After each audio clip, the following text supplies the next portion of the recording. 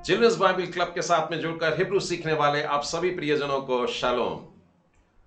इन दिनों में हम लोग परमेश्वर के नामों को सीख रहे हैं और आप लोग परमेश्वर को उसके अलग अलग गुणों के कारण अलग अलग नामों से पुकारना शुरू किए हैं। आज हम उस भाग में आगे बढ़ रहे हैं, तीसरे लेसन की तरफ बढ़ते हैं और परमेश्वर को फिर एक बार एल इस नाम के साथ में जुड़ करके उसे पुकारना सीखेंगे। चलिए शुरू करते हैं आज की क्लास। आओ हम सीखें इब्रानी भाषा।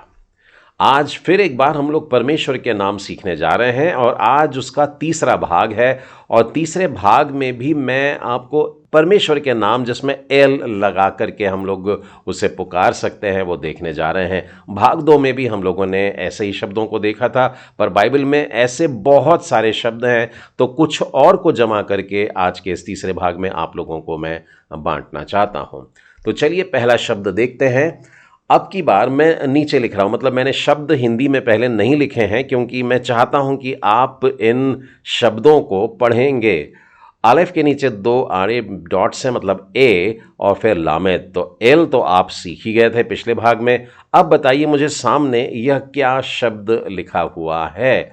तो यह है दालेथ, उसके बाद आइन, उसके बाद में ओ की मात्रा और फिर ताओ। तो ये क्या हो गया? ये हो गया एल देओत।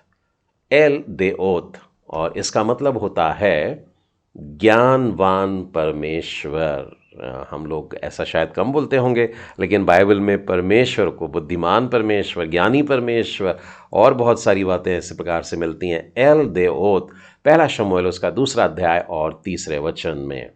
अगला शब्द देखेंगे और जैसे मैंने कहा आप इसे पढ़ने की कोशिश करिएगा। एल और उसके बाद में हे आ की मात्रा के साथ में है और फिर गिमेल है, वो भी आ की मात्रा के साथ में लगा हुआ है। नीचे दोनों आ की मात्रा है, थोड़ा सा उच्चारण फर्क आता है लेकिन अभी आप उसे आ की मात्रा मान करके चलें। उसके बाद में दालेत है और ऊपर डॉट है, मतलब ओ की मात्रा और फिर लामेद है। तो ये क्या हो जाएगा? ये हो जाएगा एल गदोल। और ये हा जो सामने लिखा हुआ है वो देखिए मैंने ऊपर ग्रे में रखा है, मतलब मैं चाहूँ तो एल गदोल भी कह सकता हूँ, लेकिन एल हा गदोल जब मैं कहता हूँ तो वास्तव में कह रहा हूँ एकमात्र महान परमेश्वर।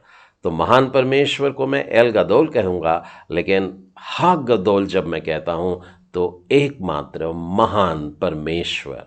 ठीक है, मैं एक और उदाहरण आपको पूछना चाहूँगा, इसका आप रेफरेंस लिख सकते हैं, व्यवस्था विवरण 10:17।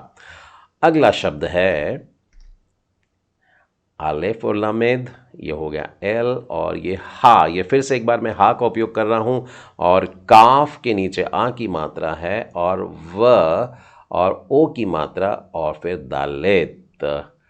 हा का वो द। अगर आपने मेरे साथ ये पढ़ा है तो एकदम सही है और इसको मैं हिंदी में लिख देता हूँ एल हा का वोद। और ये शब्द आप में से बहुतों को पहचाना सा लग रहा होगा, एकमात्र महिमा में परमेश्वर। हा शब्द यानी एकमात्र।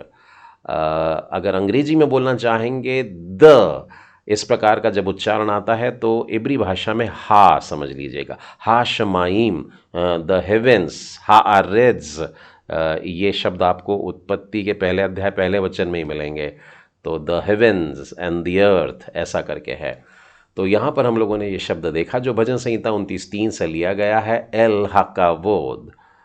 अगला शब्द देखेंगे और ये है एल और ये है हा और फिर एक बार कूफ में आ की मात्रा का और फिर दालेत है ओ की मात्रा और फिर शिन लगा हुआ है।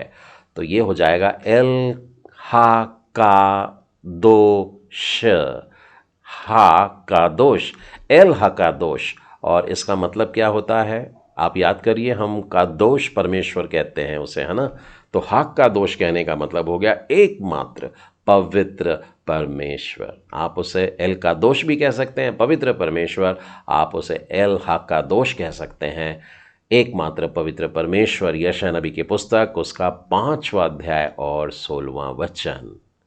अगला शब्द हम लोग देखेंगे और आप पढ़ने की कोशिश करिएगा। ये है एल और ये क्या बात हुई, बहुत ही छोटा मैंने हा अभी निकाल दिया। ये हा के समान दिख ज़रूर रहा है लेकिन ये कुछ और अक्षर है। आप बताइए ये क्या है? मैं लिखता हूँ इसे, ये है एल खाई आई। बिल्कुल नया शब्द लग रहा होगा आप लोगों को, एल खाई आई, लेकिन बड़ा पर्सनल लगेगा आपको जब मैं इसका बताऊंगा कि अर्थ क्या होता है। मेरे जीवन का परमेश्वर, ये मेरा पर्सनल गॉड है ना, मेरा अपना। भजन संहिता के 42वें अध्याय और 8वें वचन में हमें यह शब्द मिलता है, मेरे जीवन का परमेश्वर एल खाई आई। अगला शब्द है, और मैं चाहता हूं आप पढ़ें, एल खा नून है और उसमें ऊ की मात्रा लगी है और फिर फाइनल नून भी है, तो एल खानून, एल खानून। तो इसका अर्थ क्या हुआ पहले देखते हैं, और इसका अर्थ होता है अनुग्रहकारी परमेश्वर। और यह हमें मिलता है योना नबी की पुस्तक उसके 4थे अध्याय और उसके 2 वचन में, अनुग्रहकारी परमेश्वर एल खानून। अगला शब्द हम देख रहे हैं और ये है एल, योद है, एक बिंदु डला है ई, और अभी शिन का चिन्ह है पर डॉट देखिए कहाँ पर है, वो बाएं वाले पोर्शन में, मतलब वो शिन नहीं है, सिन है, मतलब स। उसके बाद में रेश है आ की मात्रा के साथ में, और फिर आप देख रहे हैं कि फिर से अलेफ 2 डॉट और लामेद, काफ़ी कुछ जैसे पहले ही था।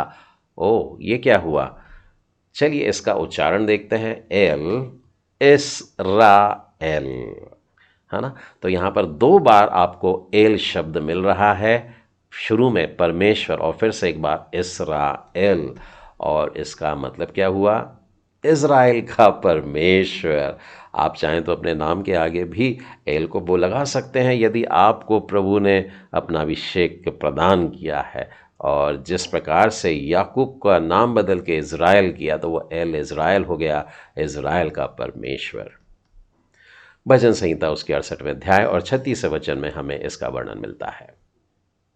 अगला शब्द है एल, और उसके बाद रेश आ की मात्रा खेत है, उसके बाद में ऊ है और फिर मेम है, और इसका उच्चारण हम लोग इस तरीके से करेंगे, एल राखूम, एल राखूम, और इसका अर्थ होता है दयालु परमेश्वर। व्यवस्था विवरण और उसका 4था अध्याय और 31वें वचन में दयालु परमेश्वर एल राखूम यह वर्णन मिलता है। अगला शब्द है एल, ये कोफ है, क का उच्चारण और उसके नीचे आ की मात्रा, फिर नून है और बाद में अलेफ है। तो इसका बोला कैसा जाएगा, एल कानो, एल कानो, और इसका अर्थ हुआ जलन रखने हारा परमेश्वर, एल कानो, जलन करने हारा परमेश्वर। निर्गमन की पुस्तक उसका 20वां अध्याय और उसके 5वें वचन में हमें जो आज्ञाएं मिली है, वहाँ पर परमेश्वर ने अपने आप को बताया कि मैं एल कानो हूँ, मैं जलन रखने वाला परमेश्वर हूँ। तो हम सतर्क रहें। अगला शब्द है एल, हाँ, मैंने फिर एक बार हा शब्द लगाया है, हे के नीचे आ की मात्रा है, उसके बाद नून है, ऊपर डॉट है वाव पर, और फिर रेश में आ की मात्रा है। तो ये हो जाएगा एल हानोरा, एल हानोरा, और ये हो गया महान पराक्रमी भय योग्य परमेश्वर। तो जब आप एक ही शब्द कह रहे हैं एल हानोरा, तो वास्तव में आप कह रहे हैं मेरा परमेश्वर महान है, मेरा परमेश्वर पराक्रमी परमेश्वर है, मेरा परमेश्वर भय योग्य परमेश्वर है। और यह हमें मिलता है नहमिया की पुस्तक उसका 9वां अध्याय और 32वां वचन, एल हानोरा। हमें इस बात की बहुत खुशी है कि आप लोग इब्री पढ़ने के लिए अब अपने आप को कॉन्फिडेंट महसूस कर रहे हैं। बहुत से लोगों का कहना है कि अब वे इब्री शब्दों को पढ़ पा रहे हैं, और इस बात से हमें बेहद खुशी है क्योंकि हम बाइबल पढ़ने की शुरुआत की तरफ बढ़ने लगे हैं।